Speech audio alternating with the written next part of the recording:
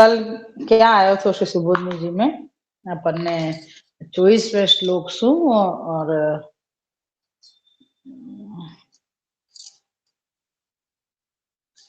24वें श्लोक शू कहाँ तक लिए तो खबर नहीं है, पर अजगर के मुंडा में सारे बालक चले गए अघासुर के मुख में और ठाकुर जी उनको रोकवे के लिए पधारे। ठाकुर जी रोकवे जाए वाके पहले तो वो सारे बालक बछड़ान समेत सब अघासुर के मुख में चले गए।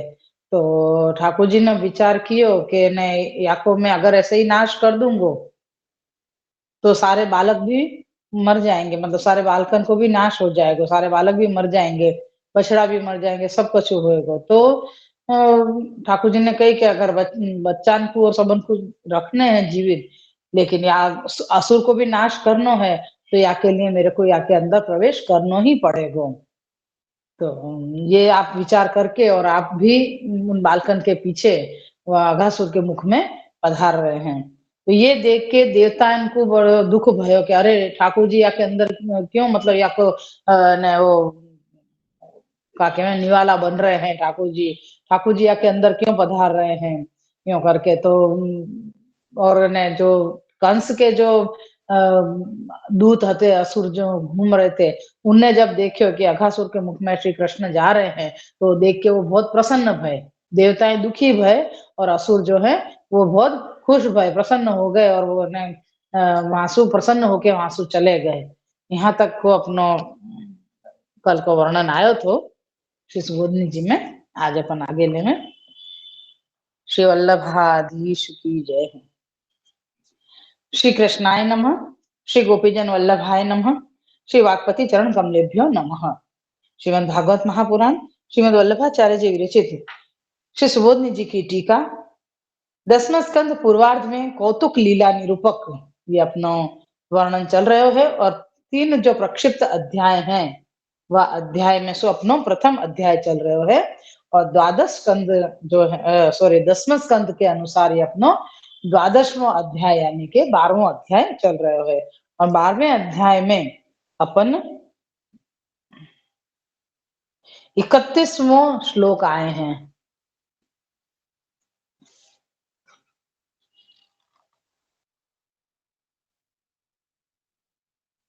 कल ये बताया ना कि भाई दोनों यानी देव और कंस आदि राक्षसों के हर्ष तथा शोक की ध्वनि सुनकर भगवान कृष्ण अव्यय होने के कारण स्वतः निर्भय थे। ये अपन ने नहीं लियो कल।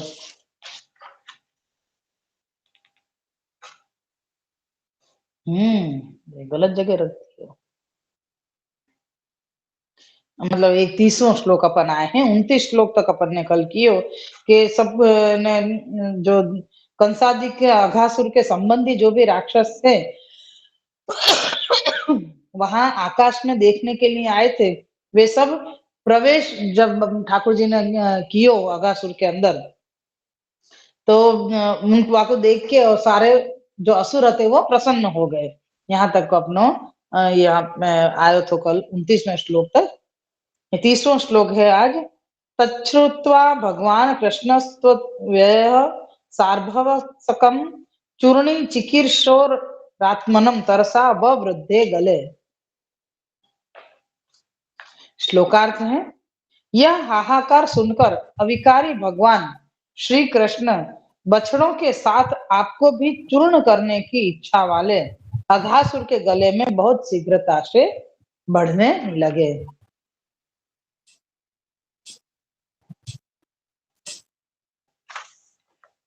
ठाकुर जी ने अंदर प्रवेश तो कियो, जैसे देवता को दुख भयो कि अरे ठाकुर जी क्यों पधारे और असुरन को सुख भयो, खुश हो गए।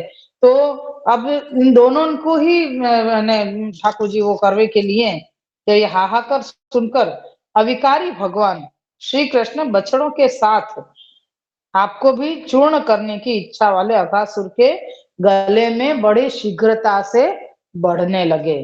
यानी कह रहे हैं कि ठाकुर जी ने देखो कि ये अब हम मोको मेरे को तो ठीक मतलब बछड़ान को और मोको सबको मारवे के लिए ये अजगर खड़ो है, तो अब याकू मारवे के लिए ठाकुर जी बढ़वे लगे, यानी अपनो आपने श्रीअंग बढ़ायो। या किसी सुबोधनी जी है। उभयेषां हर्ष विषादौ श्रुत्वा भगवान् कृष्णो व्ययः स्वतो भयरहितः सार्भवत्सकं बालकवत्स सहितमात्मानां चूर्णी चिकीर्षोरस्य गले ववृद्धे स्थूलो जातः। व्याख्या है कि दोनों यानी देव और कंस आदि राक्षसों के हर्ष तथा शोक की ध्वनि सुनकर भगवान श्री कृष्ण अव्यय होने के कारण, यानी उनको कोई व्यय नहीं कर सके। अव्यय को मतलब है देखो कोई व्यय, यानी ठाकुर जी को कोई भी कार्य व्यर्थ नहीं हुए। यहाँ पे कह रहे हैं कि ये अव्यय हैं ठाकुर जी। तो आपने अव्यय होने के कारण स्वतः निर्भय थे, यानी ठाकुर जी आप स्वयं निर्भय थे। वो आनंद निश्चिंत निर्भयता से आप अजगर के गला में मुड़ा में जा रहे थे, क्योंकि आपको तो यह राक्षस अघासुर लेश मात्र भी कुछ बिगाड़ नहीं सकता था, किंतु बछड़ों सहित बालकों की तो हानि करने में यह राक्षस समर्थ था। ठाकुर जी को तो कछु नहीं बिगाड़ सकेगा, लेकिन जो बालक और जो बछड़ा है वहां के उधर में चले गए हैं, उनको तो ये जरूर से कछु न कछु बिगाड़ सकेगा। तो ये सब विचार करके, इस विचार से बछड़ों सहित बालकों को बचाने के लिए और राक्षस के नाशार्थ उसके गले में बढ़ने लगे, अर्थात स्थूल होने लगे, यानी बड़े अपनो कद श्रीअंग आप बढ़ा रहे हैं।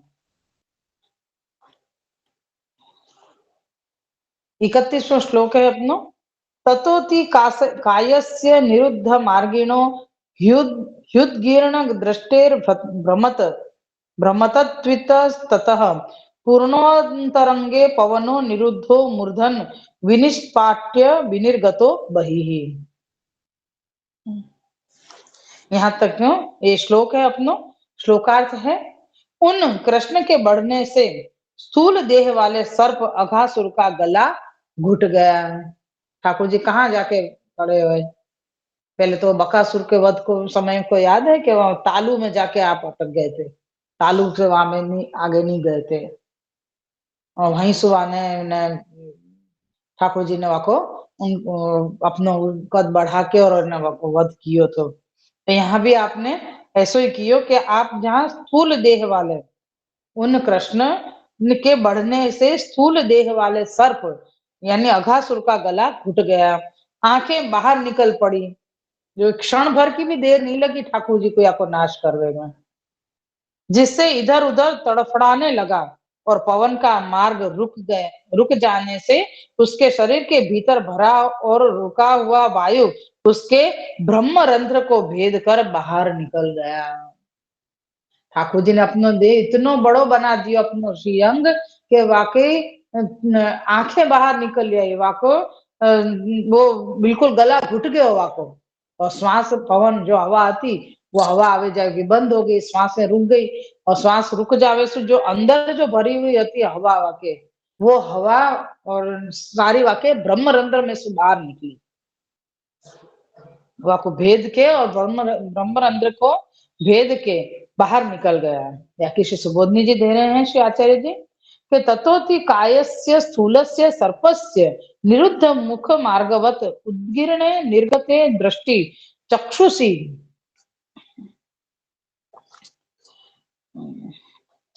यस्य इतस्ततश्च भ्रमतो देहम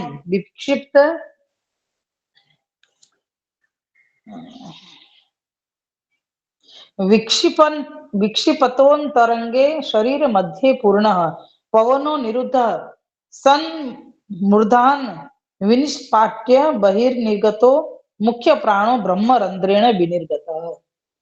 यहाँ तक कि श्री सुबोधनी जी हैं देखो व्याख्यार्थ बता रहे हैं कि इसके अनंतर बड़ी देह वाले सर्प का गला घुट जाने से आंखें बाहर निकल आई, इधर उधर तड़पड़ाने लगा, शरीर के मध्य में पूर्ण रीति से वायु रुक गया था,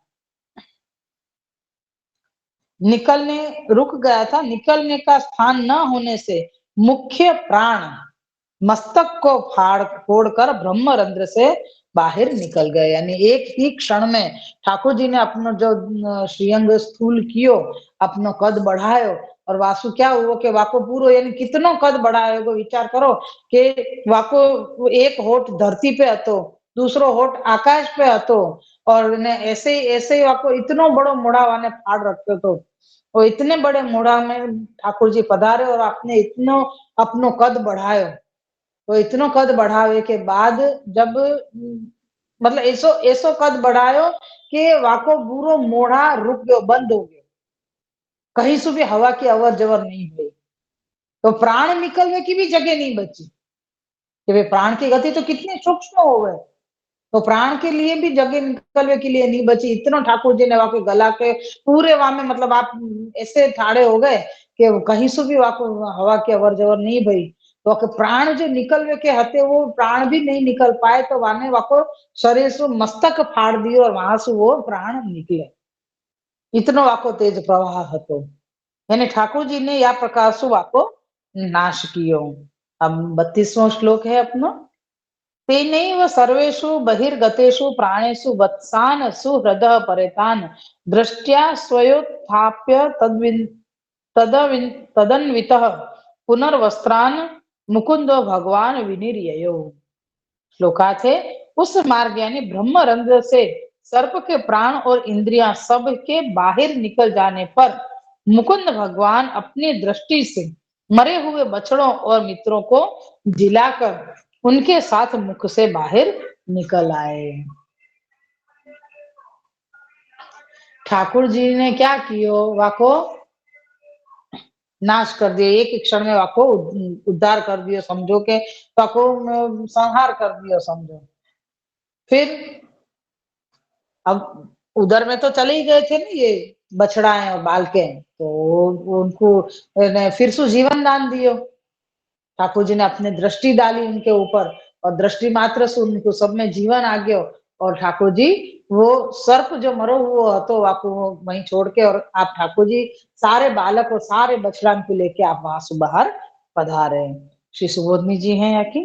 तेनैव च मार्गेण सर्व एव प्राणा इंद्रिया इंद्रियाण्यात्मा च बहिर्निर्गतास्तदा परे तान् वत्सान् सुहृदो बालकान् स्वयामृत दृष्ट्योत्थाप्य सजीवान् कृत्वा तैः सह मुकुंदो भगवान वक्त्राद विनिर्ययो मुख मार्गेणैव निर्गतः प्रमाण प्राण गमनानंतरम सूक्ष्मो भूत्वा तथा कृतवान। की व्याख्या थी सुबोधनी जी अपनी यहाँ पे। जब अघासुर के उसी मार्ग यानी ब्रह्मरंध्र, जब अघासुर के उसी मार्ग ब्रह्मरंध्र से सर्व प्राण इंद्रिया और आत्मा बाहर निकल गए, तब मरे हुए बछड़ों तथा मित्र बालकों को अपनी अमृतमयी दृष्टि से जीवित कर उनके साथ मुकुंद भगवान मुख के रास्ते से निकल आए। सर्व के प्राणों के जाने के अनंतर आप यानी कृष्ण ने पूर्ववत छोटा रूप धारण कर छोटा स्वरूप कर वैसा किया, अर्थात निकल आए। इन ठाकुर जी ने जो अपने इतना बड़ो रूप बनाए थे वो फिर से आप जैसे हते ऐसे सहज वापस आप हो गए बालक। और जिन बालकन को जो बालक और बछड़ा जो मर गए थे या के पेट में जावे सु, तो उन सबन के ऊपर आपने कृपा दृष्टि करके और उनको सबन को जीवन दान दियो और उन सबन के साथ आप स्वयं जैसे खेलते खेलते बाहर पधार गए।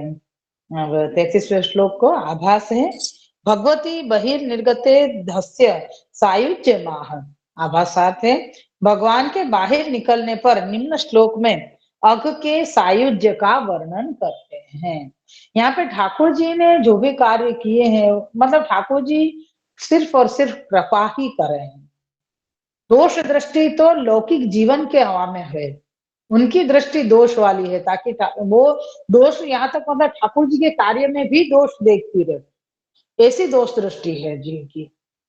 यहाँ पे अपन ये साधारण देखो जाए तो कि ओहो इतने सारे असुर आए और असुर उनको ठाकुर जी ने मार दियो और ये किया, लेकिन ठाकुर जी ने मारवे के साथ में आपने उनको मोक्ष दे दियो। पूतना को भी कही कि माता की गति दी, ऐसा मोक्ष दियो। के बाद भी जितने भी ठाकुर जी के सम्मुख में ये असुर आए हैं सबन को ठाकुर जी ने संहार जरूर किए है, पर सबन को संहार के साथ में उनको मोक्ष की भी प्राप्ति करवाई है। तो ऐसे ही यहाँ पे ये अघासुर के लिए भी यहाँ पे कह रहे हैं कि जब अच्छा अब आएगो तो एक श्लोक ले लें अपन। पिनाहि मुहुगोत्थितमद्भुतं महर ज्योतिः स्वधाम्नोज्ज्वल यद दिशो दिश प्रतीक्ष्य खेव स्थित मिश्र निर्गमं विशेष विवेश तस्मिन् मिशतां दिवोकशाम। यहाँ श्लोक है अपना। श्लोकार्थ है कि अजगर के मोटे शरीर से निकली हुई ज्योति अपने प्रकाश से दसों दिशाओं को प्रकाशित करती हुई आकाश में स्थित होकर भगवान के बाहर पधारने की राह देखती थी। जब भगवान बाहर पधारे तब वह ज्योति देवताओं के देखते देखते उन श्री कृष्ण रूप में प्रविष्ट हो गई। बोलो कितनी अद्भुत बात है। यानी ठाकुर जी की कृपा को तो कोई कोई कोई गिनती ही नहीं है। ठाकुर जी की कृपा की कोई सु अपन सरखामणी नहीं कर सके, क्योंकि ठाकुर जी जो कृपा करे हैं वो अन्यथा करतुम है, जो कोई नहीं कर सके ऐसो कार्य ठाकुर जी करे हैं, कोई नहीं कर सके ऐसो, क्योंकि ठाकुर जी ही ये सर्व सामर्थ्य युक्त हैं। जो नहीं करवे को भी करे हैं, करवे को भी करे हैं, जो कोई नहीं कर सके वो तो जरूर ठाकुर जी करे हैं। नहीं जो ठाकुर जी को मारवे आयो होए वाकू आप मुक्ति को दान करें, मोक्ष को दान करें, प्यासु बड़ी कृपा तो क्या है हो सके भाई। तो यहाँ पे आगे बता रहे हैं कि श्री सुबोधनी जी आई अब। पीनो योय महि सर्पस्तस्य भोगाच्च शरीरादुत्थित मद्भुतम महस्तेजो रूपम ज्योति प्रकाशमानं स्वधाम्ना स्वतेजसा दश दिशा उज्ज्वल यद बहिः स्थितं सद भगवन् निर्गमनम प्रतीक्ष्य प्रतीक्ष्य निर्गते तस्मिन् विश्वेश पश्यतां दिवोकशां सतां तेजो रूपम लिंग शरीरम प्रविष्टमिति मायावादिनः। यहाँ तक कि श्री सुबोधनी जी हैं। या की व्याख्यार्थ है कि स्थूल इस सर्प के शरीर से निकला हुआ अद्भुत महत तेज रूप ज्योति अपने तेज से 10 दिशाओं को प्रकाशित करती हुई बाहर यानी कि आकाश में स्थित रहकर भगवान के बाहर आगमन की प्रतीक्षा कर रही थी। अब जो अजगर को जिनको ठाकुर जी को चरणारविंद को श्रीहस्त को श्रीअंग को स्पर्श भयो वह स्पर्श के कारण वाको मोक्ष हो गयो। अब वो मोक्ष हो गयो तो जब वाके प्राण निकले, ठाकुर जी ने तो अपनो देह इतना बड़ो बनाया कि वाको श्वास लेवे तक की कहीं सु जगह ही नहीं बचाई, तो एक ही क्षण में वाके प्राण निकले। पर प्राण कहाँ से निकले, क्योंकि ठाकुर जी बीच में खड़े थे ना, जीवा और वाके बीच में, तो प्राण को निकलने की भी जगह नहीं थी। तो प्राण ने क्या किया, वो मस्तिष्क में से बाहर निकली, मस्तक को छेद के और वहां से बाहर निकली। तो प्राण वहां से निकली ने तो प्राण वायु के वाकी ज्योति एक बनी, तो वो ज्योति वहां से बाहर निकली और वो ज्योति इतनी तेजोमय थी कि वहां दशों दिशान को प्रकाशित कर दिया। बोलो इतनी तेजोमय थी। और फिर वहां खड़ी खड़ी ठाकुर जी फिर या अजगर के मोड़ा से बाहर निकले, बाकी राह देख रही थी कि ठाकुर जी बाहर निकले तो आपको मतलब आशीर्वाद प्राप्त करो यूं करके। कह रहे हैं कि जब भगवान के बाहर पधारने पर देवताओं के देखते देखते उनमें प्रविष्ट हो गई।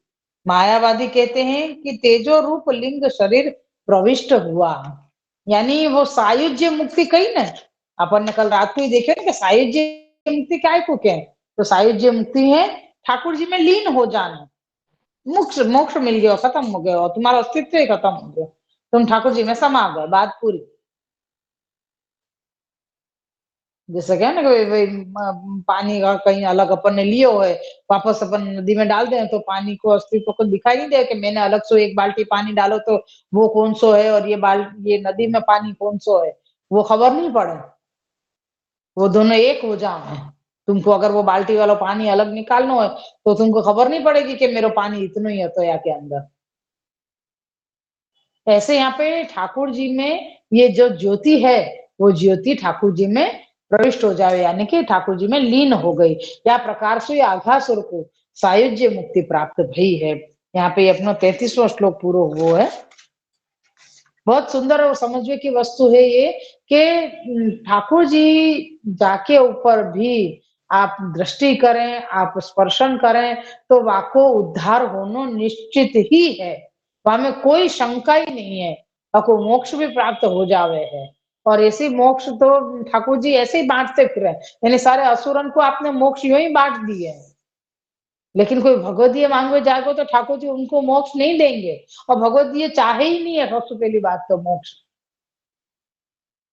क्योंकि ठाकुर जी तो उनको भक्ति को ही दान करे हैं, और भक्ति को दान करवे सु ही है ना उनको यह हुए कि हाँ हम ठाकुर जी को हम प्राप्त कर सकेंगे, ठाकुर जी को सुख दे सकेंगे। तो ये सारे विचार यहाँ पे बताए हैं। तो यहाँ पे कह रहे हैं कि जैसे अजगर को जैसे आपने मोक्ष दियो तो सायुज्य मुक्ति दी, तो सायुज्य में क्या हुए कि अजगर को जो प्राण हतो वो एक तेज पुंज बन के ने खड़ो थो, ठाकुर जी की राह देखियो कि ये ठाकुर जी अजगर के मुख से बाहर आवे तो मैं इनमें प्रविष्ट हो जाऊं।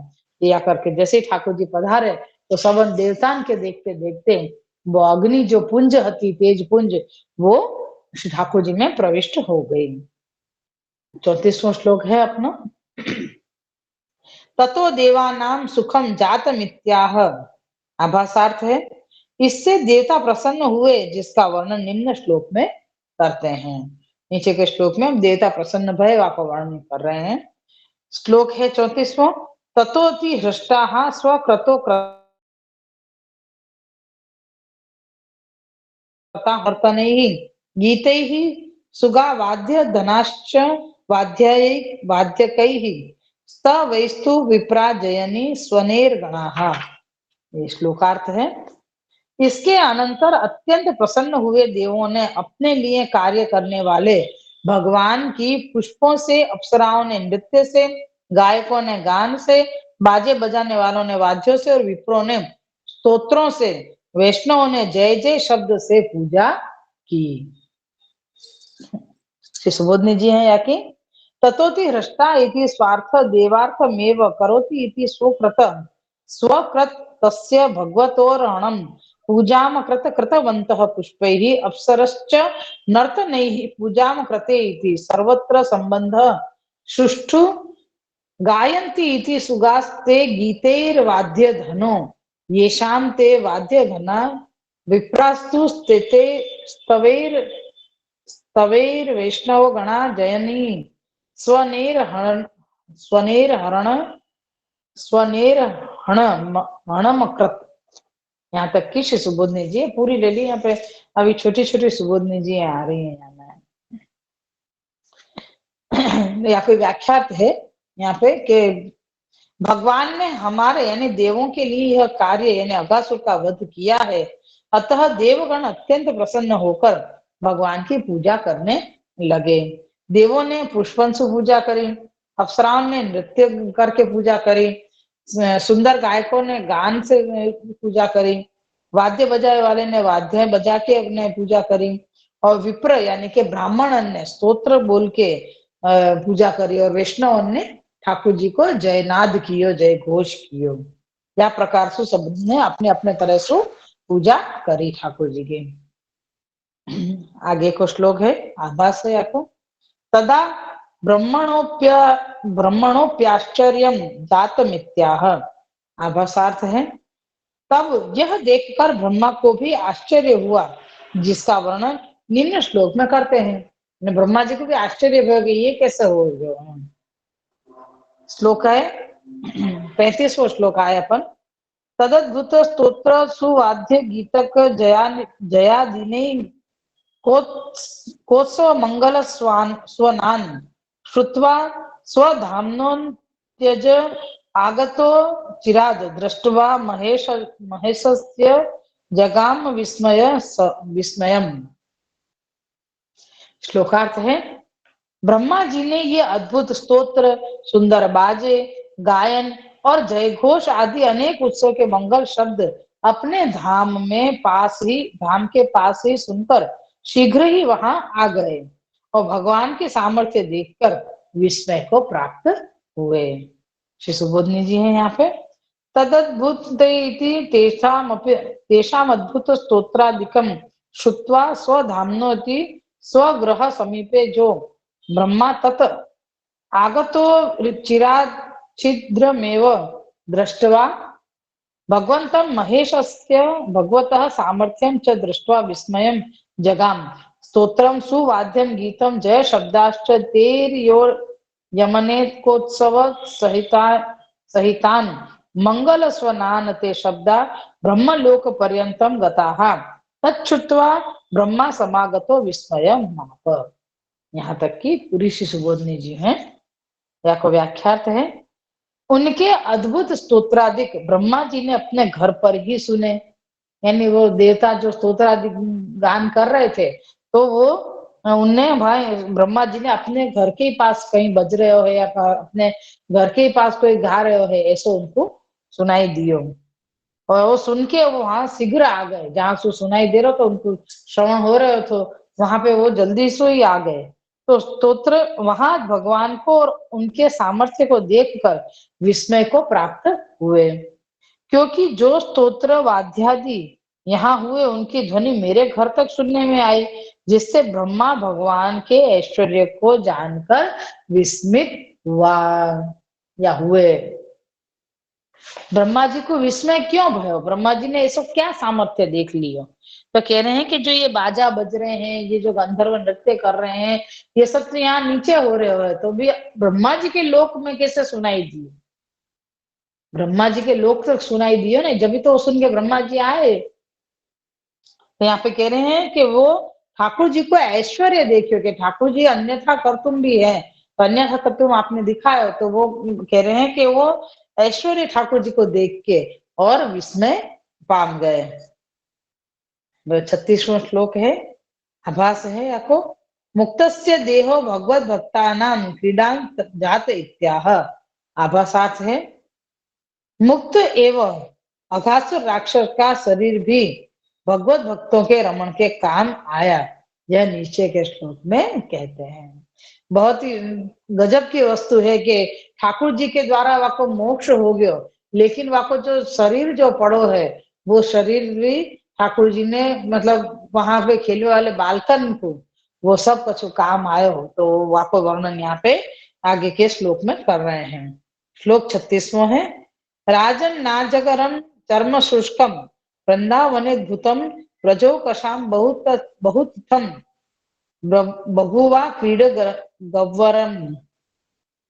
श्लोकार्थ है, हे महाराज, वृंदावन में शुष्क अजगर का अनूठा यह चर्म ब्रजवासियों के बहुत समय तक खेलने के समय छिप जाने के लिए गुफा का काम करने लगा। श्री सुबोधनी जी है कि राजन नीति वृंदावन शुष्क गंध रहितम ब्रजो कशाम बहु कालमा क्रीडार्थम ग्रहणम ग्रहणरम गुप्त स्थानम बहुव। व्याख्यार्थ है आके अपने श्री सुबोधनी जी ले ली पूरी। तो कह रहे हैं, हे राजन, वृंदावन में शुष्क होने से यह अजगर का चर्म दुर्गंध रहित हो गया। वृंदावन यूं देखो जाओ तो सूखी धरती है, तो वहां पे अजगर को, अजगर की मृत्यु तो हो गई, लेकिन मृत्यु के बाद में जो देह वहां पड़ी है अजगर की, तो वो भी सु प्राण पूरे निकल गए, और यहाँ को वातावरण अच्छो है, या सु अजगर में सु सारे चर्म में सु सारी दुर्गंध भी चली गई। अतः बहुत समय तक ब्रजवासियों के खेलने के लिए गुप्त यानी छिपने का स्थान भी हुआ।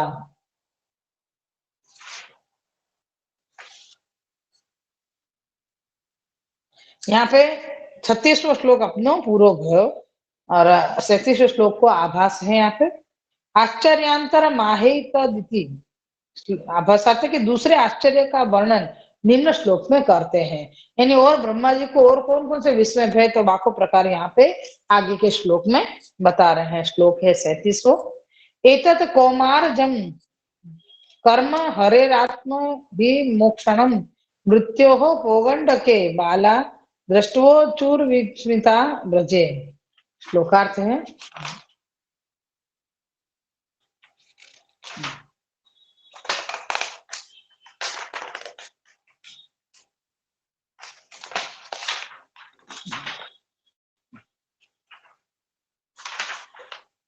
अच्छा, श्लोकार्थ है, अपना अजगर रूप मृत्यु से छुड़ाना। कुमार अवस्था में किया हुआ यह भगवान का कर्म लीला देखकर विस्मय को प्राप्त हुए बालकों ने पौगंड अवस्था में आने के पश्चात व्रज में आकर सुनाया। ये कौन सा क्रम चलेगा ये खबर नहीं है, या कि सुबोधनी जी देखें। भगवतः कौमारावस्थायां जातमेतत् कर्मात्मनोहे मनोहे सकाशान मोक्षण रूपम मृत्युरेव मोक्षण रूपम हरे है।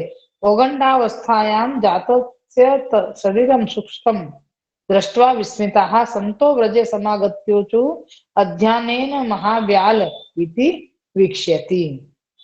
व्याख्या है कि भगवान की कुमार अवस्था में की हुई यह लीला अपने यानी बालकों और वत्सों को अजगर से छुड़ाना अर्थात मृत्यु से बचाना और पौगंड अवस्था में शरीर को शुष्क होता देख बालक अचंभे में पड़ गए। ऐसे में व्रज में आकर कहने लगे कि आज इस कृष्ण ने बड़े सर्प को मार डाला है। यह आगे के अध्याय 3 के श्लोक के 48 में कहा गया है। 3 श्लोक में आयो है।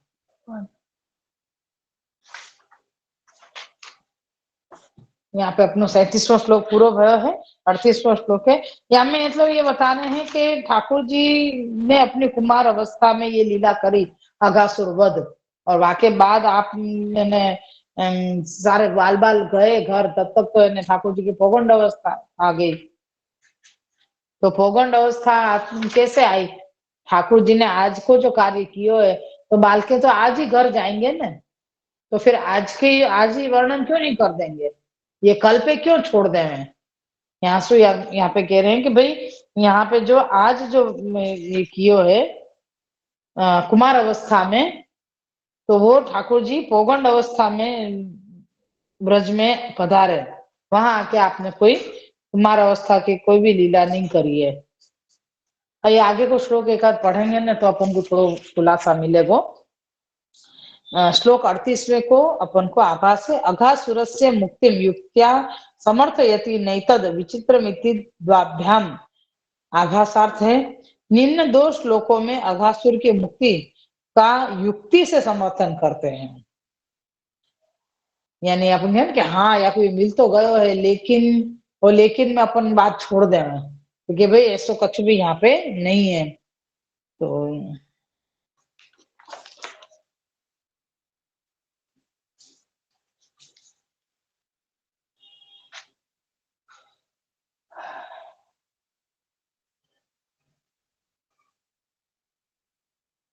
श्लोक 38वां है, नेतद विचित्रम मनुर्जार्भमायिनः परावराणाम परमस्य वेधसः अधोपि यत् स्पर्शन धूत पातकः प्रापात्म साम्यम त्वसताम दुर्लभम।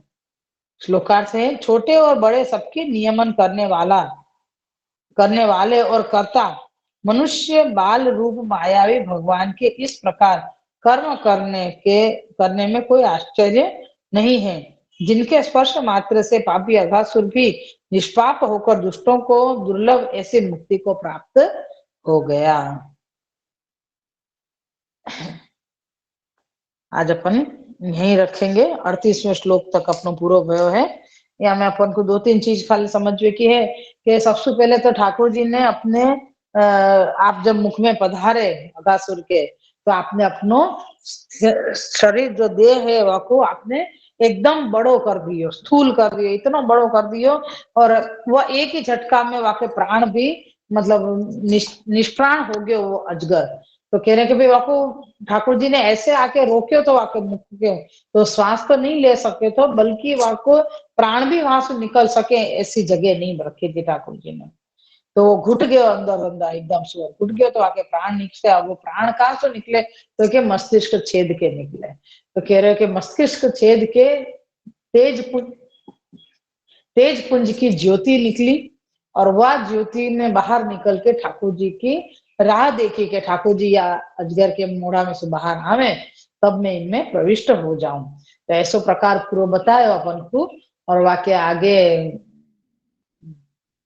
का आयो अघासुर को जो सायुज्य मुक्ति दी, वाके विषय में यहाँ पे थोड़ो तो प्रसंग चल रहे है। तो बस यही अपन को समझना है। श्री वल्लभाधीश की जय। कोई को समझ में नहीं आती हो, पूछना हो तो बताइयो और कहियो अभी के वा में भी। और शाम को जो श्री सर्वोत्तम जी को अपन को 9 बजे से चालू होयो है कल सु, तो वाक्य विषय में कुछ पूछना हो तो भी तुम प्रश्न कर सको हो। श्री वल्लभाधीश की जय।